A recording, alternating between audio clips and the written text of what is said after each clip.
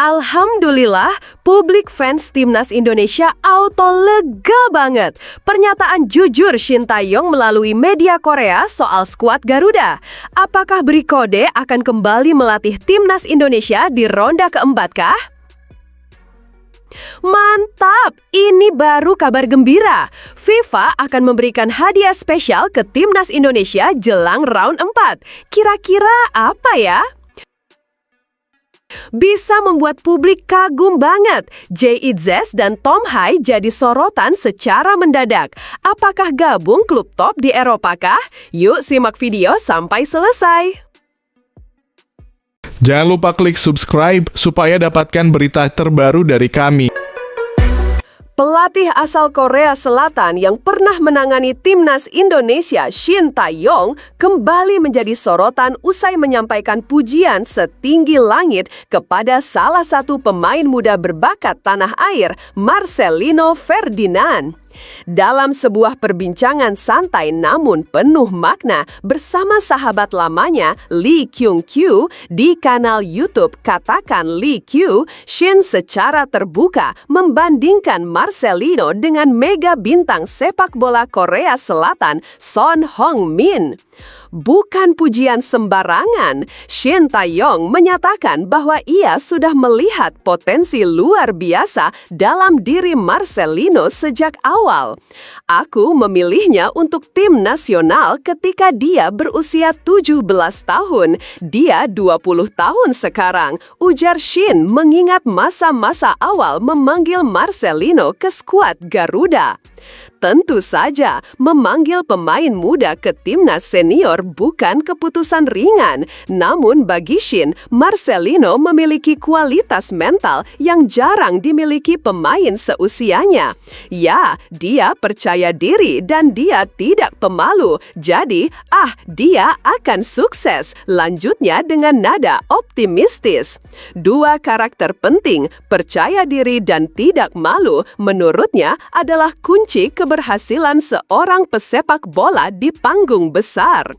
Tak berhenti di situ, pelatih yang membawa Timnas Indonesia meraih sejumlah prestasi membanggakan itu bahkan menyandingkan Marcelino dengan Son Heung-min, sang kapten Timnas Korea Selatan yang kini menjadi ikon Tottenham Hotspur di Liga Inggris.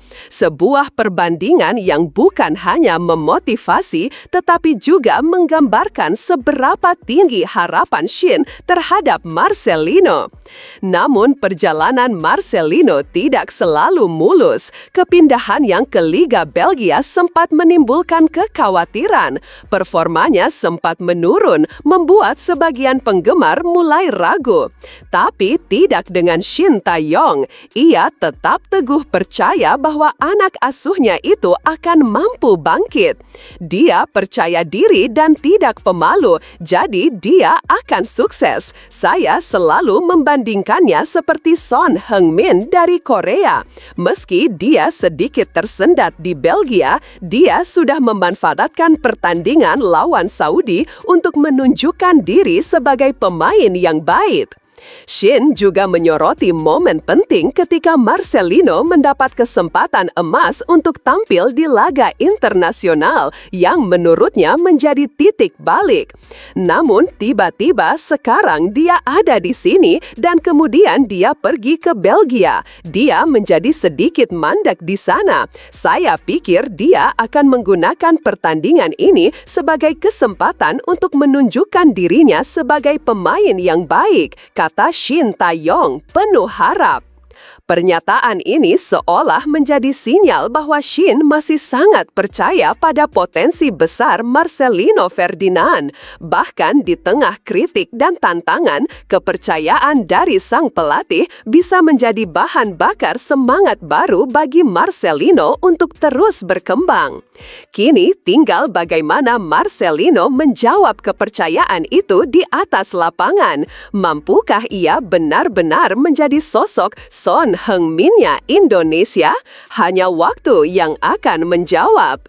Di sisi lain, kekalahan telak yang dialami timnas Indonesia dari Jepang dalam lanjutan kualifikasi Piala Dunia 2026 memunculkan kembali pertanyaan besar di benak para pecinta sepak bola tanah air. Apakah sosok Patrick Kluivert benar-benar pilihan yang tepat untuk membawa timnas ke level berikutnya? Ataukah penunjukannya sebagai pelatih utama justru menjadi langkah gegabah pasca kepergian Shin Tae-yong? Kemenangan atas Irak sebelumnya sempat memberi sedikit angin segar, tapi hasil mengecewakan melawan Jepang mengembalikan atmosfer keraguan.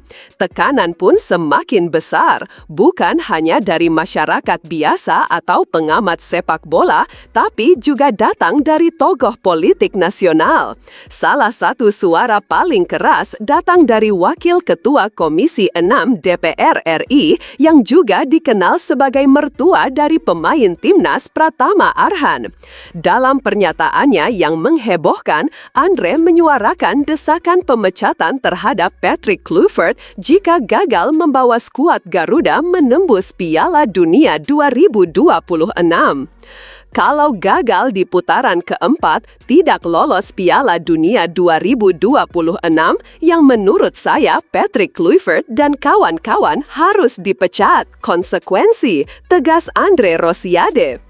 Ia juga menyinggung keputusan PSSI yang tidak memperpanjang kontrak Shin Tae-yong yang sebelumnya telah membawa timnas Indonesia mengalami kemajuan signifikan dari segi permainan dan mentalitas.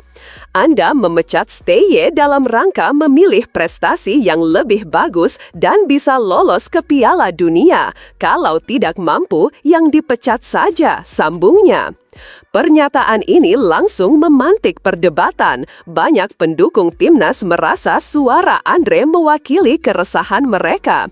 Apalagi penggantian STY sempat dinilai terlalu dini mengingat prestasi dan fondasi kuat yang sudah ia bangun bersama tim muda maupun senior.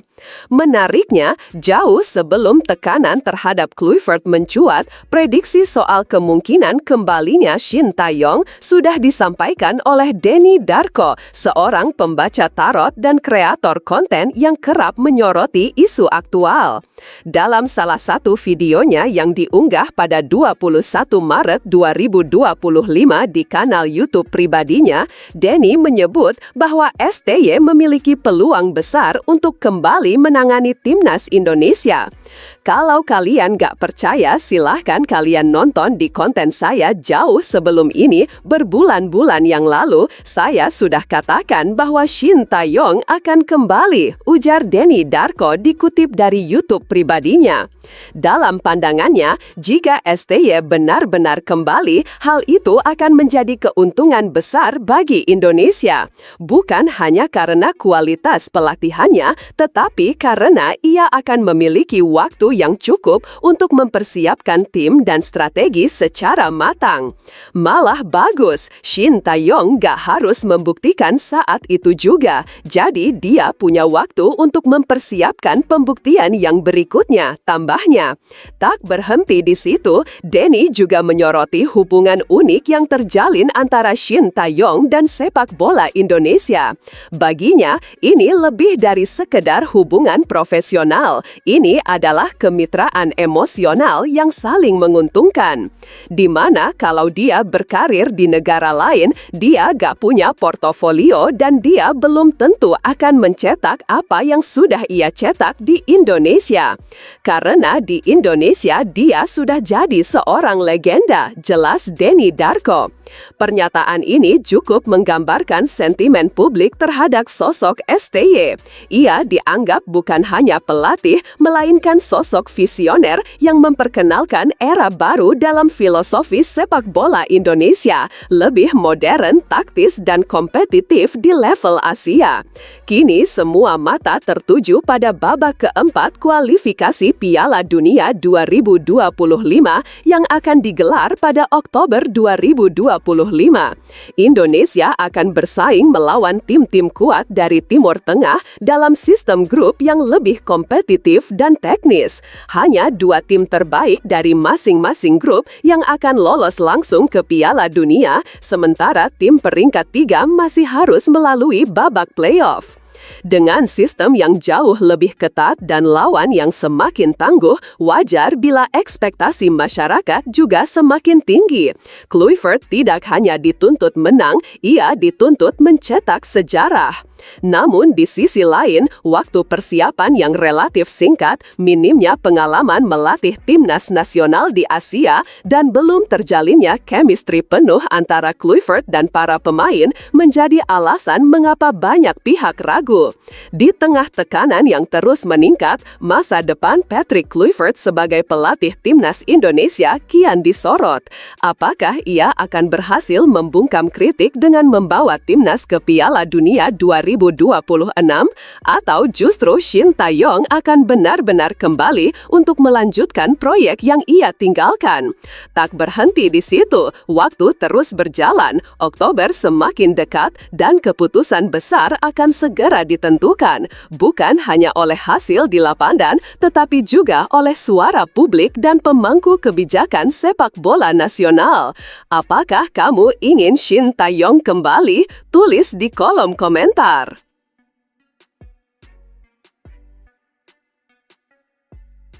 Kabar baik tengah menghampiri sepak bola nasional. Meski sempat dihantam kekalahan telak dari Jepang, timnas Indonesia justru dipastikan akan menerima durian runtuh dari FIFA dalam bentuk kenaikan peringkat dunia. Sebuah perkembangan yang tak hanya membanggakan, tetapi juga menambah kepercayaan diri skuad Garuda menjelang laga-laga krusial menuju Piala Dunia 2026.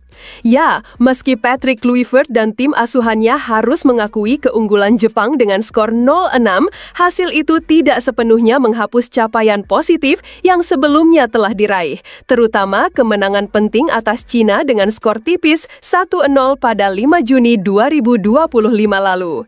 Kemenangan tersebut terbukti cukup untuk menambah pundi-pundi poin Indonesia di ranking FIFA. Menurut jadwal yang diumumkan FIFA melalui situs resminya, update resmi ranking dunia akan dirilis pada 10 Juli 2025.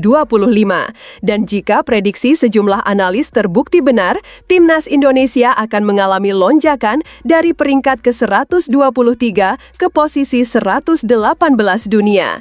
Sebuah kemajuan 5 tingkat yang bisa menjadi modal psikologis menjelang drawing putaran keempat kualifikasi Piala Dunia 2026 pada 17 Juli mendatang. Dengan berhasil mencapai putaran keempat, timnas Indonesia kini berada di antara 18 tim terbaik Asia yang masih berpeluang tampil di ajang sepak bola paling bergengsi di dunia.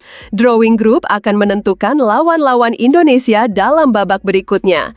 Tim asuhan Patrick Kluivert akan ditempatkan di pot 3 bersama Oman. Artinya, Indonesia berpotensi tergabung di grup yang sangat berat karena bisa saja harus menghadapi tim-tim kuat dari pot 1 dan pot 2 seperti Irak, Uni Emirat Arab, Qatar, atau Arab Saudi. Format babak keempat ini sangat kompetitif. Hanya juara grup yang otomatis lolos ke Piala Dunia 2026. Sementara posisi runner-up masih harus menjalani babak playoff interkontinental yang penuh tantangan. Maka tak heran jika hasil drawing dan posisi di ranking FIFA kini menjadi perhatian serius. Tidak hanya timnas Indonesia yang akan mengalami perubahan posisi, negara-negara tetangga pun mengalami pergeseran peringkat akibat hasil pertandingan internasional pada jeda FIFA bulan Juni lalu. Contohnya, Malaysia yang tampil luar biasa saat membantai Vietnam 4-0 dalam laga kualifikasi Piala Asia 2027 pada 10 Juni lalu. Berkat kemenangan telat tersebut, Harimau Malaya diperkirakan akan naik dari peringkat ke-131 menjadi 126 dunia. Sebaliknya, Vietnam yang sebelumnya berada cukup stabil di peringkat 109 harus rela merosot ke posisi 113 karena kehilangan banyak poin dalam sistem perhitungan ranking FIFA. Perubahan ini menunjukkan betapa ketatnya persaingan antar negara di Asia Tenggara. Peringkat FIFA memang bukan satu-satunya tolok ukur kekuatan tim, tetapi tetap menjadi acuan penting dalam penentuan pot grup dan persepsi publik internasional terhadap perkembangan sebuah tim nasional. Naiknya peringkat FIFA memang layak disyukuri oleh para penggemar sepak bola Indonesia, tapi ini juga sekaligus menjadi ujian, sebab kenaikan ranking membawa ekspektasi yang lebih tinggi, baik dari federasi, publik, maupun media. Patrick Kluivert dan timnya harus mampu membuktikan bahwa capaian ini bukan kebetulan, melainkan hasil dari kerja keras yang berkelanjutan. Drawing pada 17 Juli nanti akan jadi momen penentu. Apakah Indonesia cukup siap menghadapi lawan-lawan besar di Asia? Apakah mimpi lolos ke Piala Dunia 2026 semakin mendekat atau justru terasa menjauh?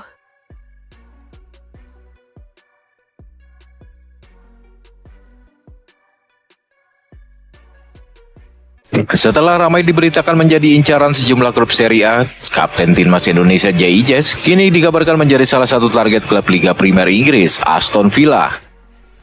Dilansir dari situs Transferfeed, Villa disebut tertarik mendatangkan Ijes ke Villa Park setelah mereka juga baru saja berpisah dengan bek tengah Courtney House yang telah berakhir masa kontraknya pada Juni silam. Villa membutuhkan banyak stok pemain karena akan menjalani laga yang padat pada musim depan dengan berpartisipasi di Liga Eropa. Bek timnas Indonesia lainnya, Sen Patinama, dikabarkan telah sepakat untuk bergabung bersama klub Thailand Buriram United.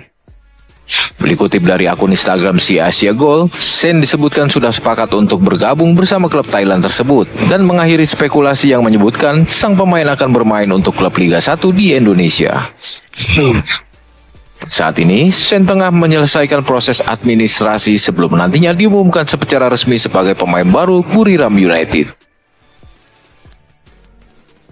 Berstatus tanpa klub setelah berpisah bersama Almere City, membuat Tom Hai diisukan akan bermain di Indonesia bersama Liga 1. Namun melalui unggahan di akun Instagram barunya, Hai memperlihatkan foto-foto dirinya yang tengah berada di Jepang. Namun spekulasi itu tak lama kemudian terbantahkan setelah Hai mengunggah video dirinya yang tengah berlibur di Amsterdam. Melalui instastory-nya, besar kemungkinan foto tersebut diambil setelah laga Indonesia melawan Jepang pada awal Juni silam. Messi Hilgers tampaknya tak akan meninggalkan klubnya FC Twente di musim panas ini. Bek timnas Indonesia itu dikabarkan akan segera mengikuti pemusatan latihan Twente yang digelar pada 3 Juli mendatang. Pihak klub secara terbuka juga menyebutkan tengah menanti kedatangan Hilgers bersama klub. Twente sendiri telah menggelar laga persahabatan pada 1 Juli kemarin, namun Hilgers diberi waktu istirahat lebih panjang setelah mengikuti laga kualifikasi Piala Dunia bersama timnas Indonesia. Federasi Sepak Bola Indonesia PSSI melakukan persiapan lebih dini untuk menghadapi Piala Dunia U17 pada November mendatang di Qatar. PSSI resmi memanggil 34 pemain untuk menjalani pemusatan latihan atau training camp di Bali mulai 7 Juli hingga 10 Agustus 2025. Sejumlah nama-nama pemain yang tergabung dalam Piala Asia U17 April lalu ikut dipanggil, seperti kiper Dava Gassemi, bek Iputu Panji, kemudian di posisi gelandang ada nama Evandra Florasta yang sempat bersinar pada Piala Asia lalu. Kemudian di lini depan ada nama Josh Holong dari Persija Jakarta yang dipanggil kembali untuk menjalani pemusatan latihan. Menariknya, dalam pemanggilan pemain timnas U17 kali ini, sebanyak 9 pemain diaspora ikut dipanggil bergabung dalam skuad asuhan Nova Arianto untuk menjalani training camp. Ada nama Muller dari Belanda, Ezer Jacob dari Australia, Lionel Detroit dari Italia, Noah Pohat dari Belanda, Jonah Gasseling dari Belanda, Azadin Ayub dari Norwegia, Deton Hoop dari Belanda, dan Nicolas dari Norwegia. Penampilan gemilang timnas Indonesia pada Piala Asia lalu mencatatkan sejarah baru timnas U17 untuk pertama kalinya lolos ke Piala Dunia U17 lewat jalur kualifikasi. Tugas berat akan dihadapi pelatih Nova Arianto. Pasalnya pada Mei 2026 mendatang, timnas U17 juga akan melakoni Piala Asia 2026. Direncanakan skuad timnas U17 akan dibagi menjadi 2 kelompok, yaitu menghadapi Piala Dunia pada November nanti dan Piala Asia pada Mei 2026 mendatang. Timnas Putri Indonesia akan menghadapi pertandingan kedua Grup D kualifikasi Piala Asia 2026 nanti malam. Indonesia akan melawan Pakistan di Stadion Indomilk Arena, Tangerang, Banten.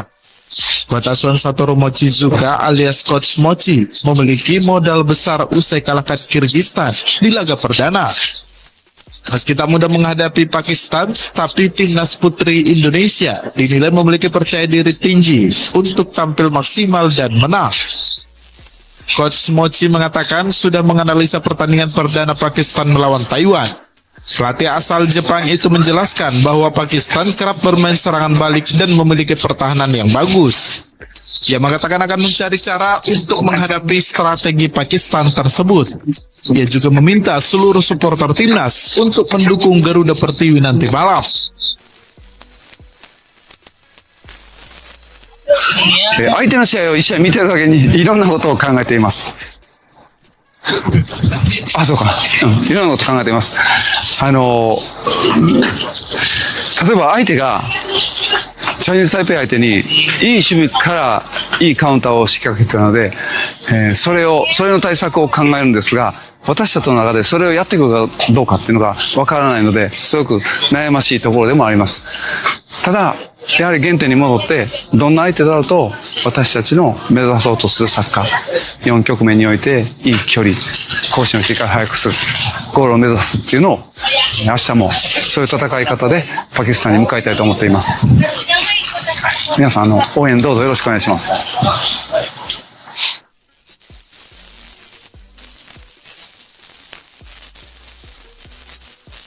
Pertandingan nanti malam melawan Pakistan penting bagi Garuda Pertiwi untuk menentukan langkah selanjutnya. Kemenangan atas Kirgistan membawa Indonesia menempati posisi kedua klasemen sementara Grup D. Indonesia memiliki poin yang sama dengan pemuncak klasemen Taiwan yang unggul selisih gol. Jika Indonesia menang melawan Pakistan nanti malam, maka Garuda Pertiwi kemungkinan akan menghadapi laga perebutan posisi puncak Grup D saat melawan Taiwan di laga terakhir penyisihan Grup D pada Sabtu 5 Juli mendatang. Persija Jakarta kembali mengumumkan pemain asing barunya, yaitu Van Basten Sosa, pemain asal Brasil. Sosa akan menempati posisi gelandang Macan Kemayoran. Pemain berusia 30 tahun ini diproyeksikan akan menjadi motor serangan Persija di musim depan.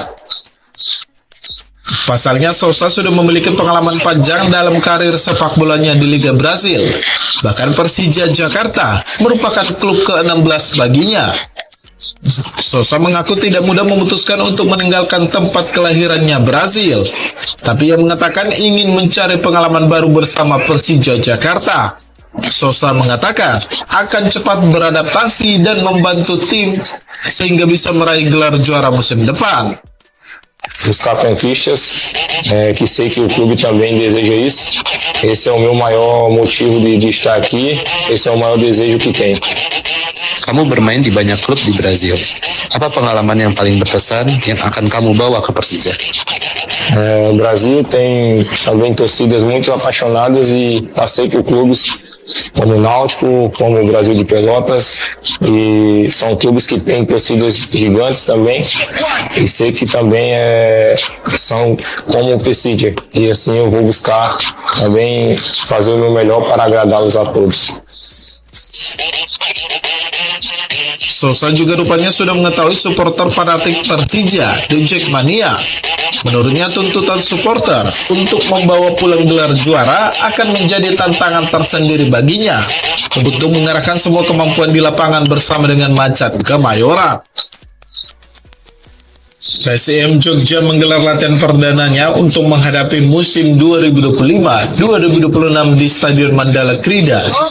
Latihan ini dipimpin langsung pelatih kepala asal Belanda, Jan Paul van Gastel. Manajer PSIM Jogja, Razi Taruna, mengaku senang untuk menghadapi musim depan. Ia mengatakan pelatih baru asal Belanda masih beradaptasi dengan pemain maupun fasilitas klub. Ya, senang karena akhirnya kita bisa memulai musim 2025-2026. Pelatih juga masih banyak adaptasi, kemarin bicara untuk fasilitas, untuk pemain, untuk komunikasi antara pelatih. Jadi ini sebuah, ya kalau bisa dibilang cukup challenging. Jadi ini hal yang pelatih tahu bakal akan mereka hadapi daya ini, tapi itu menurut saya langkah kita supaya PSM bisa akan lebih baik ya harus itu. Kalau misalnya kita mau berada di zona nyaman terus ya mereka akan maju. Jadi memang ini langkah yang kita ambil, kita mau PSM ke langkah yang lebih baik. Jadi kita coba cari pelatih yang terbaik dengan pemain yang terbaik. Latihan perdana ini juga disaksikan langsung ribuan supporter yang tergabung dalam Braja Musti maupun The Maiden. Mereka memadati stadion untuk menyaksikan langsung klub kebanggaannya. Teriakan nyanyian supporter mengiringi latihan perdana Laskar Mataram. Pelatih baru Van Gastel dibuat kagum dengan dukungan penuh supporter yang tak henti bernyanyi sebagai bentuk dukungan kepada PSIM Jogja. PSIM akan menghadapi kerasnya pertandingan di Liga 1 musim depan. Tetapi Laskar Mataram sudah membuktikan layak berada di kasta tertinggi sepak bola tanah air usai memuncaki klasemen Liga 2 musim 2024-2025. Penantian panjang PSIM selama 18 tahun untuk bermain di Liga 1 tak akan disia-siakan manajemen tim. Laskar Mataram saat ini menambah pemain kedalaman skuad dengan sejumlah pemain asing. Diharapkan menjadi kekuatan baru untuk bersaing di Liga 1 musim depan. Siapan jelang penyelenggaraan Festival Olahraga Masyarakat Nasional Fornas 8 NTB 2025 pada 26 Juli hingga 1 Agustus mendatang terus dimatangkan. Lebih dari 12.000 pegiat olahraga masyarakat dari 37 provinsi akan ambil bagian dalam Fornas tahun ini. Ketua Panitia Penyelenggara Fornas 2025, Ibnu Riza Pradipto, mengatakan persiapan menjelang pelaksanaan telah dilakukan secara intensif selama 4 bulan terakhir, baik oleh panitia pusat maupun daerah. Dengan mengusung tema kalah menang semua senang, Fornas 2025 tidak hanya menghadirkan semangat kompetisi, tetapi juga menekankan nilai kebugaran, kebersamaan, pelestarian budaya, dan penguatan pariwisata berbasis olahraga atau sport tourism. Oke, pada waktu Fornas sebelumnya memang sudah ditentukan oleh Kormi Nasional untuk tuan rumah selanjutnya adalah NTB. Jadi pada waktu itu di Jawa Barat, lalu sekarang di NTB. Dan kali ini memang NTB komit untuk melaksanakan acara Fornas kali ini serius, dan ini akan jadi event olahraga masyarakat nasional dan juga awareness-nya akan ke internasional juga. Sementara itu, Wakil Menteri Pemuda dan Olahraga Taufik Hidayat menegaskan dukungan penuh pemerintah terhadap penyelenggaraan Fornas sebagai bagian dari pembinaan olahraga masyarakat di tanah air. Iya, kita menyambung dari yang sebelumnya ya. Menyambung dari yang sebelumnya, kita akan support juga karena ini bukan hanya olahraga, tapi memasyarakatkan olahraga yang seperti saya bilang tadi. Kita ini sekarang orang untuk berolahraga ya udah seneng kan, udah seneng. Nanti mungkin di situ olahraga yang mungkin orang tuanya, nanti ke anaknya, nanti juga mereka juga ngelihat ada apa aja sih olahraga yang di situ, sehingga ada kolaborasi yang memang bisa ke prestasi juga, bisa ke prestasi tingkat internasional juga di sini. Dan di situ juga kan nggak melibatkan hanya olahraga, tapi ya tadi ada UMKM-nya juga memasyarakatkan di sana seperti apa. Kita juga mendokrak ekonomi pariwisata juga untuk di daerahnya. Pelaksanaan Fornas 2025 akan tersebar di sejumlah kabupaten kota di NTB, yaitu Kota Mataram, Lombok Tengah, Lombok Barat, Lombok Timur, Sumbawa, dan Sumbawa Barat. Sebanyak 1.152 nomor pertandingan akan digelar dari 73 induk organisasi olahraga masyarakat Inorga, ditambah 28 Inorga eksibisi, serta 3 Inorga undangan dari Gubernur NTB, lalu Muhammad Iqbal. Cabang olahraga tersebut mencakup olahraga kesehatan dan kebugaran, olahraga petualangan dan tantangan, serta olahraga tradisional dan kreasi budaya. Kompetisi Climbing Cloud Party 2025 akan menjadi panggung akbar bagi penggiat olahraga panjat di tanah air. Monhut resmi mengumumkan penyelenggaraan kompetisi boulder tahunan dengan mengusung tema belajar dari Jepang untuk mengakselerasi pertumbuhan olahraga panjat. Menggandeng Indoclimb sebagai tempat penyelenggaraan, event yang paling dinanti ini berlangsung mulai tanggal 3 hingga 6 Juli 2025 di Jakarta. Tercatat sebanyak 285 peserta turut meramaikan ajang ini, mulai dari anak-anak hingga dewasa. Dalam edisi ketiga ini, Ketua Panitia Jerry Marvin Chandra mengungkapkan adanya perbedaan, yakni dengan menghadirkan pembuat jalur internasional asal Jepang, Kazuya Tokunaga. Ia mengharapkan dengan rute baru ini dapat membantu para penggiat panjat maupun atlet Indonesia yang belum pernah bertanding ke luar negeri dapat mengakses jalur tersebut. Untuk tahun ini pertama kalinya kita mengundang pembuat jalur dari Jepang dengan license IFSC, jadi emang udah International Federations of Sport Climbing. Jadi yang jalur-jalur yang dicobain sama atlet yang berkompetisi di tingkat dunia itu juga ada sedikit yang dibantu sama yang orang yang berlicense ini. Jadi diharapin orang-orang yang amatir sama atlet Indonesia yang belum pernah bertanding di luar negeri bisa mengakses rute-rute itu di Indonesia. Kompetisi boulder ini rupanya juga mendapat sambutan positif dari pelatih kepala Emi Zaina. Emi mengatakan acara ini dapat menarik animo masyarakat terhadap panjat tebing, terutama disiplin boulder, tidak hanya amatir tetapi juga untuk atlet. Ia menambahkan bahwa dengan hadirnya pembuat jalur dari Jepang mampu membantu mengembangkan panjat tebing Indonesia. Dengan acara ini kita bisa meningkatkan animo masyarakat untuk panjat tebing terutama boulder, bukan cuma amatir tapi juga untuk atletnya untuk berprestasi. Jadi kita berharap bahwa boulder yang kiblatnya saat ini di Jepang gitu, itu bisa sedikit banyak nularin ke Indonesia gitu. Walaupun sedikit peran kita, tapi kita tetap mau ngambil peran itu untuk perkembangan panjat tebing Indonesia. Climbing Cloud Party 2025 menyajikan total hadiah senilai Rp71 juta kepada para pemenang. Kompetisi ini akan memperlombakan disiplin boulder mulai kategori Spider Kids, Youth 1, Youth 2 yang akan digelar di Indoclimb FX Sudirman Jakarta pada 3 hingga 4 Juli. Sementara untuk kategori novice, intermediate dan open akan dihelat di Indoclimb Lipo Mall Kemang Jakarta mulai 5 hingga 6 Juli 2025. Tes.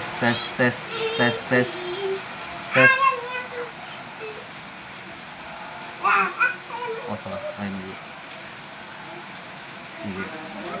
Tes.